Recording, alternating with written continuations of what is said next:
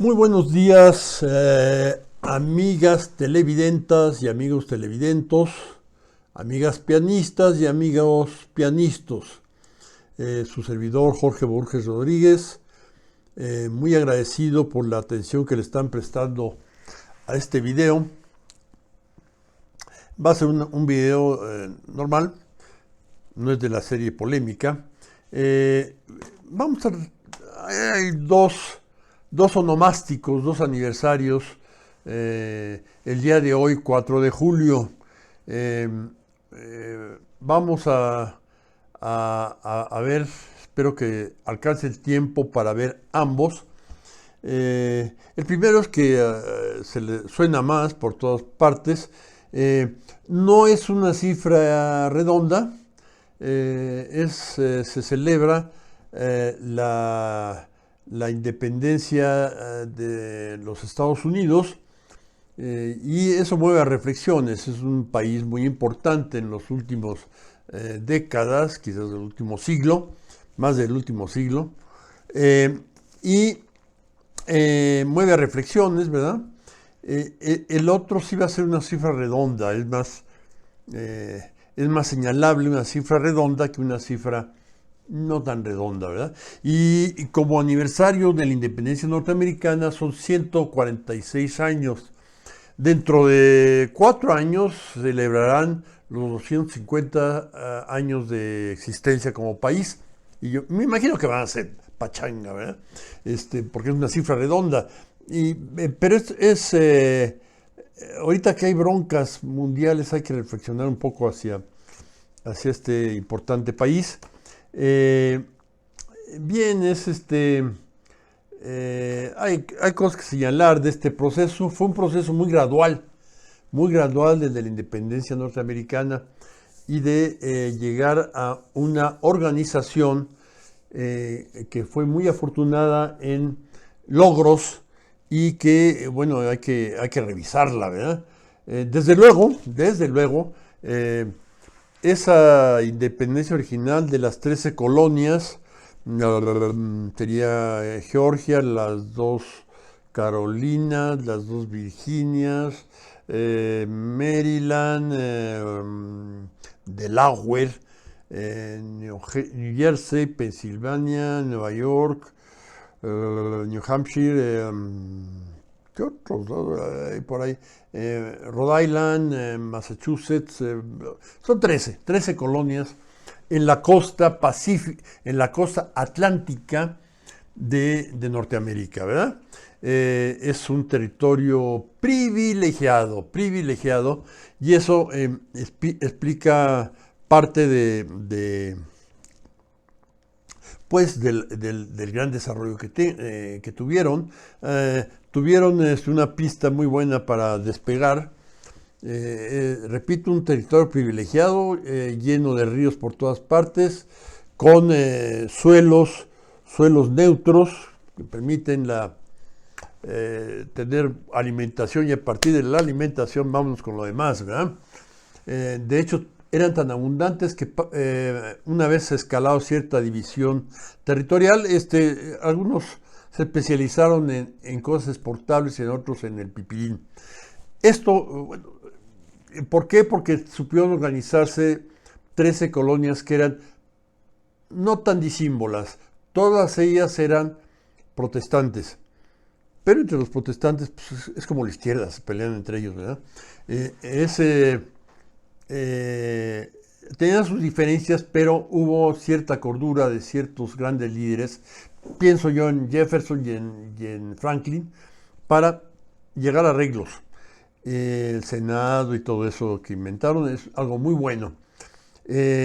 Pero, bueno, además del buen suelo agrícola, carbón en Pensilvania, bastante abundante, y puertos naturales fabulosos, ¿verdad? 3 de ellos, bueno, Boston, Nueva York, y todos los que están en las bahías de Chesapeake y en la bahía de Delaware, ¿no? En la bahía de Delaware, los ríos que ahí desembocan, fantástico todo esto. Estuarios, no solo bahías, sino estuarios estuarios que terminan en bahía, ¿verdad? Como los que dan por un lado Baltimore y por otro lado Filadelfia, ¿verdad? Esto es fantástico desde el punto de vista de la marina, ¿verdad? Un país que ya estaba muy abocado, colonias que estaban ya ejerciendo el comercio internacional, ¿verdad? Bueno, hay que señalar, bueno, una guerra de más de 10 años, pero que se fue escalando gradualmente, gradualmente. La primera gran batalla fue cerca de Boston, en Lexington, pero hubo una aproximación de irse armando por acá y ir llegando más y más ingleses para sofocar aquello, pero aquellos armándose más. Ya tenían la experiencia de la guerra contra Canadá. De hecho, Washington se entrenó como jefe militar en la guerra para carrancearles la Canadá a los franceses, ¿verdad? Que tenían muchas guarniciones, pero no tenían población. Entonces llevaban las de perder y perdieron. Perdieron Canadá, bueno, se quedaron con mucha población. La población se refugió en Quebec. Bueno, todavía ahorita es importante la existencia de Quebec, ¿verdad? Su constitución, terminando la guerra, hacen esta constitución que yo señalaba, que el genio de Franklin, que Franklin además era un genio científico y social, Jefferson, produjeron, ¿verdad? El proceso arranca mucho antes, en el año 86, con el Congreso de Filadelfia, que ya estaba en la guerra, ya estaban peleando por varias partes, y se organiza en un congreso las diferentes colonias. Un principio de olvidemos diferencias y vámonos contra los ingleses. Esto fue razonable. Y finalmente lograron su independencia el 4 de septiembre ¿qué tengo acá? De 83. Bastantes años después, ¿verdad? Entonces, de 75, 83, sí, la guerra. Bueno, pero entonces tenemos, pero es menor que los 10 años que dije, ¿eh? Sí, bastante menos. Una guerra siempre es larga, ¿no? Ahorita ya estamos desesperados con que lleven varios meses la de Ucrania, con los enormes sacrificios que implica. Bien, esto es celebrable, es de fijarnos en esta racionalidad en que entraron, de no pelearse tan recio entre ellos y ver los retos comunes que les esperaba en su historia, ¿verdad? Que ya lleva casi 250 años. Yo creo que en 4 años va a haber pachanga, ¿verdad? En Estados Unidos. Fuerte, un número redondo, ¿verdad?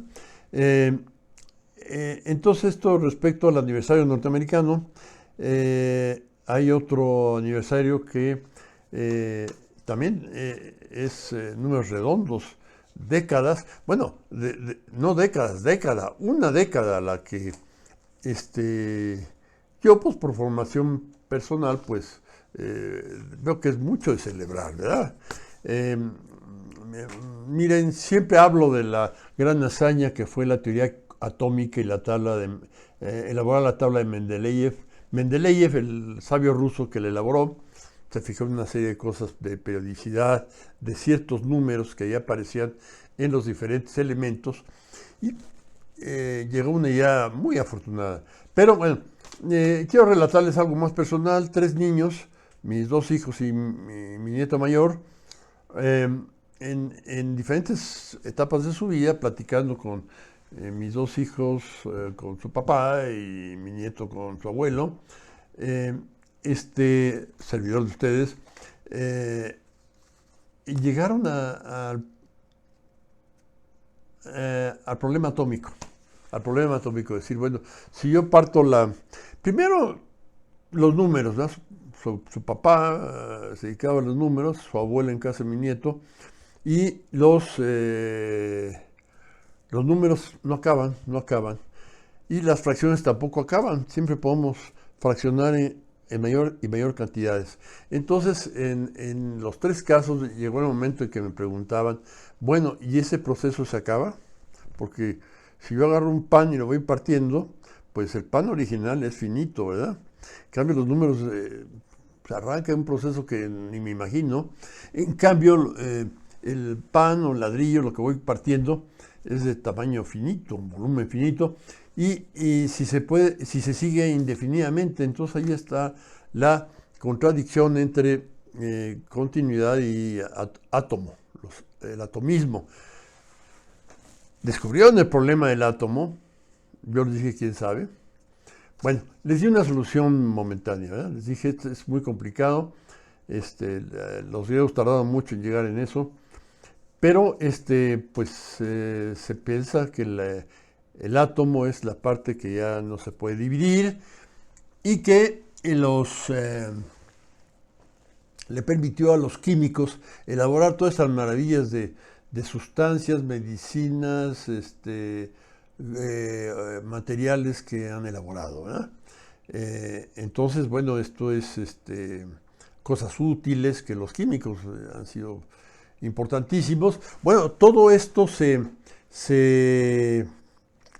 debe a la teoría atómica, ¿verdad? Es decir, bueno, hay unas sustancias llamadas elementos que su átomo les es muy característico, ciertos números, peso atómico, etcétera, etcétera, el número atómico, valencia, todo eso son números que les son importantes y los químicos lo manejan. Y, y esos elementos ¡plup!, se mezclan con otros elementos y forman los compuestos. Los compuestos que son los más abundantes en la naturaleza y los más útiles, ¿verdad? Bien, pero bueno, les dije tanto a mi hija, mi hijo y mi nieto, que bueno, eran la parte que parecía indivisible, ¿verdad? Pero en algún momento preguntaban, ¿y cómo son? De hecho, mi nieto me preguntó alguna vez, oye, abuelo, ¿cuáles son los átomos de los átomos? A ver, llegamos al átomo, pero ¿cómo está, cómo está formado? Bueno, llegamos entonces al modelo ese simplificado de las órbitas, el núcleo en medio, las órbitas dando vueltas, tanto el núcleo con carga positiva como los electrones con carga negativa dando vueltas. Habiendo estudiado el sistema planetario, pues nos es muy digerible, ¿verdad? Usamos el sistema planetario como metáfora para explicar el átomo y nos callamos la bocota porque afortunadamente a esa edad no sabían de electromagnetismo, ¿no? ¿Cómo fregados es que si el núcleo, según la sustancia, tiene más o menos protones, partículas positivas, es como un muégano ahí, ¿verdad? Entonces, ¿cómo rayos, según la ley de Coulomb, se repelerían, ¿verdad? Y no se repelen, ahí está. Esto nos lleva a la teoría cuántica, ¿verdad? Pero pues, es difícil la teoría no cuántica para meterse a esos embrollos, ¿verdad? Y la otra, ¿verdad? Si tengo una carga atómica dando vueltas, pues eso debe emitir energía, ¿verdad? Y al emitir energía la pierde y la forma de perderla es cada vez hasta caer en el núcleo. Y eso no pasa, ¿verdad? Los átomos están así, siguen y siguen y siguen así. No hay órbitas, pero hay restricciones cuánticas. Por ahí va la solución, ¿verdad? Entonces, bueno, pero con el modelo simple, pues hay más o menos. Y bueno, seguimos con eso. Bueno, ¿y por qué se comportan tan raro? ¿Qué tienen adentro esas partículas, verdad? Bueno, llegamos entonces a partículas que, a ver, decíamos que los de la tabla periódica, los átomos, son son los elementos químicos, o sea, los átomos son los elementos de la materia, ¿verdad? Elementos, son partículas elementales. Y resulta que no, ¿verdad? Que entonces los protones, los electrones, los neutrones, luego otros más complicaditos por ahí que explican lo de la existencia del muégano, como los mesones, u otros más, ¿verdad? Y luego los positrones, los neutrinos y esas que tuvieron que entrar porque el modelo visto más de cerca no era completo. Entonces, resulta que no son elementales tampoco ni los electrones, bueno, los electrones creo que sí, pero no los protones o los neutrones o los neutrinos, todos esos no lo son. No lo son, entonces, bueno, de la época de mi periodo de vida universitaria para acá, pues me iba enterando, pero estaba el lugar ideal para pláticas sabrosas de este tipo de cosas es con mis compañeros de universidad que estaban estudiando física y te lo platicaban, entonces con un cafecito las cosas se van entendiendo muy bien, ¿verdad? Y bueno, no se van entendiendo muy bien, uno cree y se va aproximando, y eso es una buena aproximación para un cuate que después de tomarse el café, bueno, va a otras cosas, ¿no? Y no son nada elementales, y la estructura del núcleo estaban todos mis compañeros que estaban en esos niveles de estudio, estaban con una interrogación sota en la cabeza, enorme, ¿verdad? ¿Cuáles eran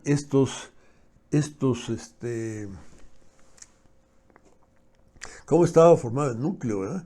Y bueno, entonces tiene que llegar a que hay otras partículas que es así, temporalmente, mientras no se les encuentre estructura interna, son partículas elementales, que esas partículas no tienen partes a la vez, ¿no? No hay partes del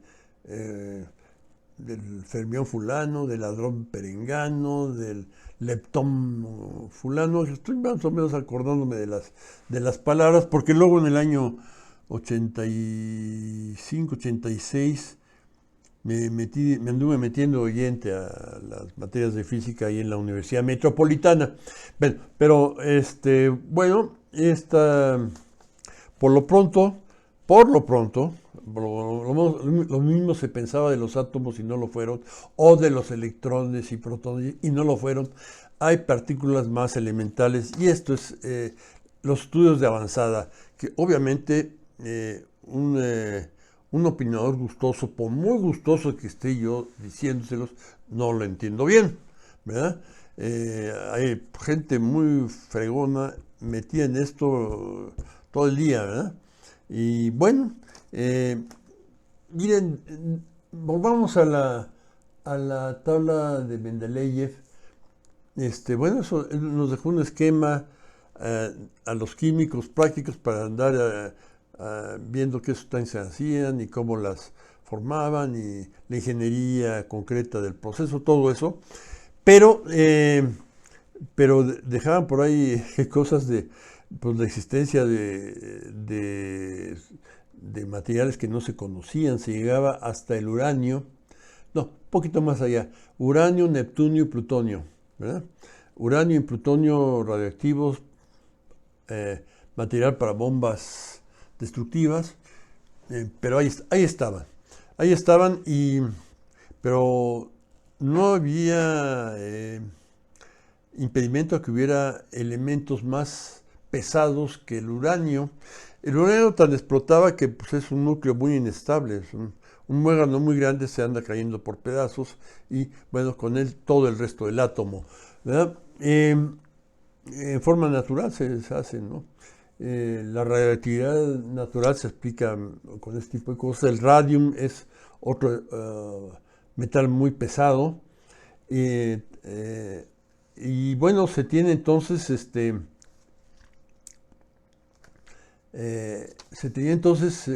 ¿qué hay más, verdad? Y se fueron descubriendo materiales que tienen cierto nombre, ¿verdad?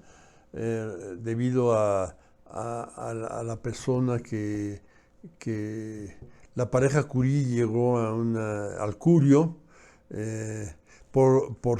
ya muerto Pierre Curie, Marie Curie llegó al polonio, ella era polaca, ¿verdad? Al polonio, y muchos otros fueron surgiendo.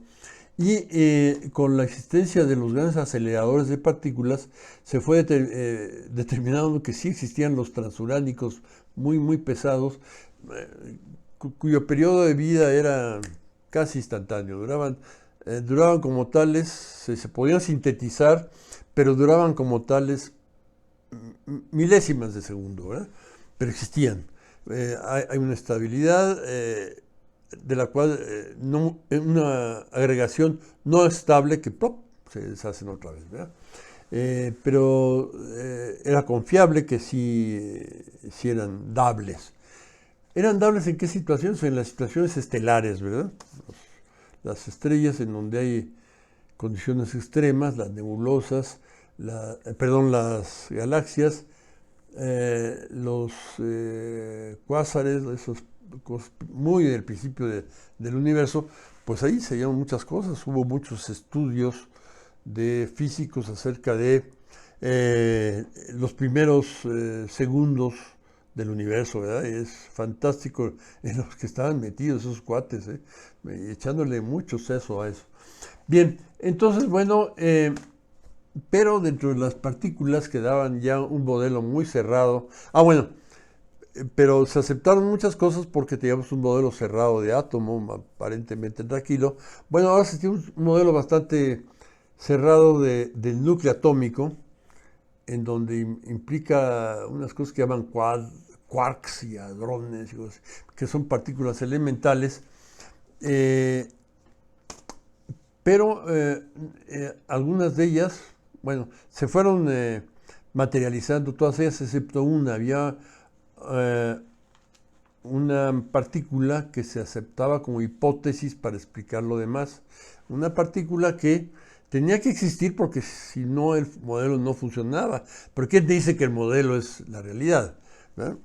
El modelo nos sirve para pensar la realidad, pero no es la realidad. Entonces, tu modelo es una estructura racional, pero la realidad es otra. Entonces, era el bosón que postuló Higgs, un físico inglés, hace como unos 40 años, para ir dándole redondez a las teorías del núcleo atómico, ¿verdad? Pero no estaba por ahí materialmente. Bueno, para eso se construyó un madriolón en Suiza, en Ginebra, cerca de Ginebra, una cosota que da la vuelta, una circunferencia de 30 kilómetros, una cosota llena de aparatos por dentro, no es un simple tubo, ¿verdad? Adentro hay un chorro de aparatos importantísimos y que aceleran hadrones y, para un lado y otro para otro hasta que ¡pum!, chocan, y entonces lo que emiten, lo que emiten las partículas que se detectan eran las esperables de la existencia del bosón de Higgs o no. Entonces, esto estuvieron haciendo mucho, hasta que llegaron a la conclusión de que el bosón de Higgs existía, ¿verdad? Existía materialmente. Entonces, después de un embarazo de unos 40 años, se llegó al feliz alumbramiento del bosón de Higgs como algo real, no como algo hipotético. Y bueno, es lo que también hoy, 4 de julio, se conmemora. Este sí es un aniversario redondo, pero una década. Lleva una década de convencimiento por parte de los científicos de que ese bosón de Higgs es una cosita por ahí que existe de veras. Y es de celebrarse, ¿verdad? Porque además significó la colaboración. Ahorita que está tan inestable el mundo, aquello fue una colaboración de casi todos los países platudos y con recursos científicos, ¿verdad? Entonces, es de celebrarse, claro que sí, ¿verdad? Además, partir un pastel y un chocolate o decir en la tarde un brindis, hay que aprovechar las oportunidades. Bien, aquí terminamos. Muchas gracias por su atención y mañana celebramos algo que nos es más cercano. Vamos a ver qué. ¿Verdad? Un aniversario más grandote, de más años y también en números redondos, ¿verdad? ¿Sí? Mañana tendremos esto. Muchísimas gracias. Hasta la próxima.